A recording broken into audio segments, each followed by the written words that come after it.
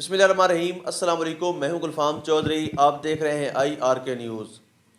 پاکستان میں ہونے والی کچھ عام ترین ڈیولپمنٹ کے حوالے سے عمران ریاض خان کی لیٹسٹ ویڈیو، جس میں عام ترین انکشافات تھے اور یقینی طور پر وہ چونکا دینے والے انکشافات تھے۔ آئیے پہلے ان کو سنتے ہیں، پھر ان پر بات کرتے ہیں۔ سب سے پہلے تو آپ کو بتا دوں کہ جو فوٹو عمران خان صاحب کی کل ایک لیک ہوئی اور اس کے بعد چند اور فوٹوز لیک ہوئیں، اس کی پھر انکوائری کی گئی فوری طور پہ، CCTV فوٹیجز دیکھ کے سارا چیک کیا گیا، پھر بندہ ڈھونڈ لیا، وہیں پہ عدالتی عملے کا ایک بندہ تھا، اس کو معطل بھی کر دیا گیا ہے اور قانونی کارروائی کی جائے گی۔ جو کارروائی تھی وہ تو ہو گئی ہے، اور یہ جو فوٹو عمران خان صاحب کی باہر آئی ہے، اس نے تہلکہ مچا دیا ہے پورے پاکستان میں نہیں، پوری دنیا میں۔ میں چند انٹرنیشنل میڈیا کے جو بڑے بڑے جریدے ہیں ان کے نام لوں گا، جس پہ عمران خان صاحب کی اس خبر کو بہت بڑا کر کے شائع کیا گیا ہے۔ الجزیرہ نے اس پہ لکھا، jailed ex prime minister Imran Khan appears before Pakistan top court by video link. اسی طرح رائٹرز نے بھی اس سے ملتی جلتی خبر لکھی ہے، عرب نیوز نے اس کو لکھا ہے، دا انڈین ایکسپریس نے لکھا ہے، فائنینشیل ایکسپریس نے لکھا ہے، یورپ اور امریکہ کے اخبارات نے اس کو رپورٹ کیا ہے۔ تو پوری دنیا میں یہ ایک بہت بڑی خبر بن کر رپورٹ ہوا ہے، یعنی تصویر باہر آنے کے بعد سے لے کر اب تک عمران خان صاحب توجہ کا مرکز ہے۔ عدالت کے اندر سے جو رپورٹرز اور جو صحافی باہر آئے، جو وکلا آئے، انہوں نے بتایا کہ کوئی بھی دیکھ ہی نہیں رہا تھا بینچ کی طرف، ایون ججز بھی وہ کہہ رہے تھے کہ چوری چوری عمران خان کی طرف دیکھتے تھے اور وہ اس کو دیکھنا چاہتے تھے۔ جو عدالتی عملہ ہے وہ بھی عمران خان کو ہی دیکھ رہا تھا، جو وکلا ہیں وہ بھی عمران خان کو دیکھ رہے تھے، جو صحافی اور جو باقی لوگ موجود تھے عدالت کے اندر، وہ سب عمران خان کو دیکھ رہے تھے اور عمران خان کو ہی دیکھنا چاہ رہے تھے۔ یہ معمولی بات نہیں ہے، اس سے پہلے بھی بڑے لیڈر پیش ہوتے رہے ہیں۔ نواز شریف صاحب خود چل کر عدالت میں گئے ہیں، کبھی ایسی پذیرائی نہیں ملی، اور بہت سارے لوگ عدالتوں میں پیش ہوتے رہے ہیں، لیکن جو عزت اللہ تعالیٰ نے عمران خان کے حصے میں لکھی ہے، یعنی اللہ تعالیٰ کسی کو کوئی چیز دے رہا ہو نا تو پھر آپ اس سے لڑ نہیں سکتے۔ میرا یہ ماننا ہے کہ اللہ رب العزت ہے، وہ عزتوں کا مالک ہے، عزتوں کا رب ہے۔ اگر وہ کسی کو عزت دے رہا ہے تو کوئی اور چھین نہیں سکتا، اگر وہ کسی کو ہمت دے رہا ہے تو اس سے کوئی ہمت چھین نہیں سکتا، وہ کسی کو صبر دے رہا ہے تو کوئی اس سے صبر چھین نہیں سکتا، اور کسی کو طاقت دے رہا ہے تو کوئی اس سے طاقت نہیں چھین سکتا۔ آج مقبولیت عمران خان کے ساتھ ہے، آج عمران خان کو اللہ تعالیٰ عزت دے رہے ہیں، تو کوئی زمینی خدا اس کو نہیں چھین سکتا، وہ جتنا مرضی طاقتور ہو، جتنا مرضی زور لگائے، جب تک میرا رب نہیں چاہے گا کوئی اس کی عزت کا ایک اونس بھی اس سے نہیں لے پائے گا، ایک ذرہ برابر عزت کم نہیں کر پائے گا، اور یہ بہت بڑی حقیقت ہے، اس سے ہم بھاگ نہیں سکتے۔ یہ تو عمران خان صاحب کا سامنے آنا، اب انتظار رہے گا اگلی پیشی پہ کیا ہوتا ہے۔ تو یہ ایک نیا معاملہ شروع ہو گیا ہے، اس کو جلد سپریم کورٹ آف پاکستان کو منطقی انجام تک پہنچانا پڑے گا۔ دوسری جانب جو ایک صحافی اغوا ہو گئے ہیں، غائب ہو گئے ہیں، احمد فرحات صاحب، ان کے بارے میں کیس چل رہا تھا اسلام آباد ہائی کورٹ میں۔ جسٹس محسن اختر کیانی صاحب نے پرسوں جب وہ نہیں ملے تھے تو پہلے ہی دن انہوں نے بڑے سخت آرڈرز دیے تھے، اور اس کے بعد انہوں نے SP کو بلوا کر کہا تھا شام 6 بجے۔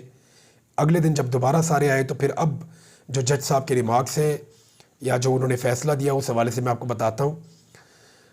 ایک تو جج صاحب نے کہا کہ میری رائے ہے کہ قانون سازی ہو اور گمشدگیوں میں ملوث افراد کو پھانسی دی جائے، اصل بات وہی ہے۔ انہوں نے کہا مقدمے کی سماعت کرتے ہوئے senior superintendent police SSP operation Jamil Zafar عدالت کے سامنے پیش ہوئے، اور اس کے علاوہ احمد فرحات کی اہلیہ اور ان کے وکیل ایمان مزاری اور ہادی علی چٹھا بھی عدالت کے روبرو پیش ہوئے۔ دوران سماعت عدالت نے استفسار کیا کہ پیش رفت کیا ہے۔ سرکاری وکیل نے بتایا کہ اسپیشل انویسٹیگیشن ٹیم بنائی گئی ہے، کوشش جاری ہے۔ SSP آپریشن نے کہا کہ میں لاپتہ افراد کی اہلیہ سے ملا ہوں، جہاں تک مجھے پتہ چلا ہے کہ گھر کے باہر سے ان کو اٹھایا گیا ہے۔ ہم نے 15 گاڑیوں کی فوٹیجز لی ہے، گاڑیوں کے نمبر رات ہونے کی وجہ سے نہیں پڑے جا رہے، گاڑیوں کے نمبر ٹریس کرنے کے لیے بھی ابھی بھی FIA میں کام جاری ہے۔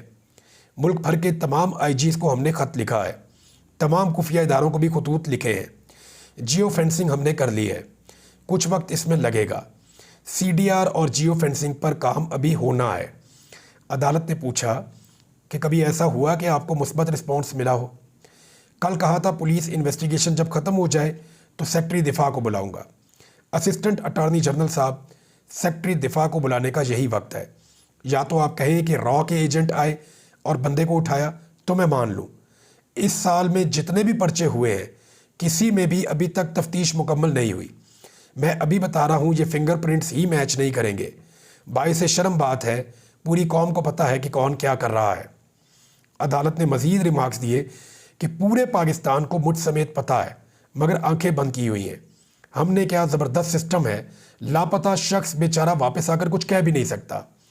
लापता शख्स जब आता है तो उनको और उनकी फैमिली को बताया जाता है खामोश रहना है। मेरी राय है कि कानून साजी हो और गुमशुदगियों में मुलव्वस अफराद को फांसी दी जाए। असल बात वही है, वो लोग लापता हैं जो बात कर रहे हैं, यानी जो लोग बोलते हैं वही लापता होते हैं। लापता अफराद में अक्सरियत सहाफ़ियों, सोशल कारकुनान की है। मैं आपके सामने एक मिसाल बैठा हूँ।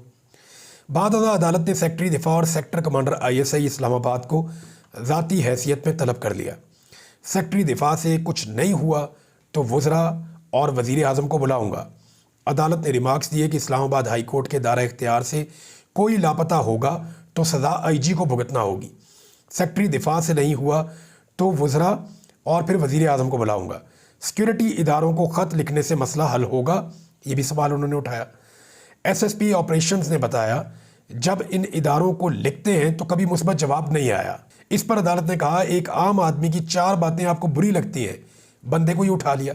सारा दिन सोशल मीडिया पर लोगों की इज्जतें उछाली जा रही हैं, क्या करें, सबको उठाएंगे। अगर आपसे काम नहीं हो रहा तो कोई मुतबादिल ऑप्शन दें। जस्टिस मोहसिन अख्तर कियारी ने कहा कि अपना काम करें तो आपको प्रेस कॉन्फ्रेंस की ज़रूरत नहीं पड़ेगी। बंदे की बाजियाबी में अगर ये सारे नाकाम हुए तो इनके खिलाफ तौहीन अदालत का शोकाज करूँगा। मुझे पुलिस पर पूरा यकीन है, रियासत का चेहरा पुलिस है, कोई और नहीं। बाद अदालत ने केस की समाअत पीर तक मुलतवी कर दी। अच्छा नाज़रीन, ये एक बड़ा हसास मामला है और वो बड़े मकबूल शायर भी हैं, उनकी शायरी को लोग बहुत पसंद करते हैं, सहाफ़ी भी हैं।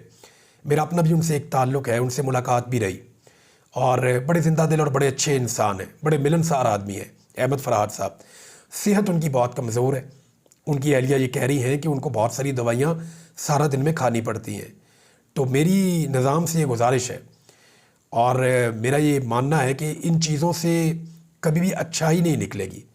ज़ोर से, ज़बरदस्ती से, ताकत के इस्तेमाल से, जबरी गुमशुदगियों से कभी भी मसला हल नहीं होगा, बल्कि इससे नफ़रत और दूरियां बढ़ेंगी। अहमद फ़रहाद साहब को फ़ौरी तौर पे उनके घर आना चाहिए। अगर कुछ भी उन्होंने गैर कानूनी या गैर आइनी किया है तो पाकिस्तान में कानून मौजूद है, कानून के मुताबिक कार्रवाई होनी चाहिए। जबरी गुमशुदगी, किसी को गायब कर देना, ना ये जमहूरी है ना किसी जमहूरी मुल्क में इसकी इजाज़त होनी चाहिए। जज साहब ने इस मामले को उठाया, उम्मीद है कि सहाफ़ी भी आवाज़ उठाते रहेंगे और जल्द अहमद फ़रहाद साहब अपने घर वापस तशरीफ़ ले आएंगे। उनकी फैमिली बहुत परेशान है, अल्लाह ताला उनकी परेशानियों को दूर फरमाए। जी बिल्कुल, जैसा आपने सुना कि आने वाले दिन पाकिस्तानी सियासत में अहम तरीन मोड़ लाने वाले हैं और यकीनी तौर पर वो लोग जिन्होंने इमरान खान को दबाने के लिए या उनके बयानिए को, उनके नज़रिए को शिकस्त देने के लिए हर तरह की कोशिश करके देख ली, लेकिन उनको किसी किस्म की कामयाबी नहीं मिली, उन लोगों को मज़ीद सबकी का सामना करना पड़ेगा और आने वाले दिनों में इमरान खान का मज़ीद बोलबाला होने वाला है। अल्लाह पाक वतन अज़ीज़ का हामी और नासिर हो। पाकिस्तान जिंदाबाद।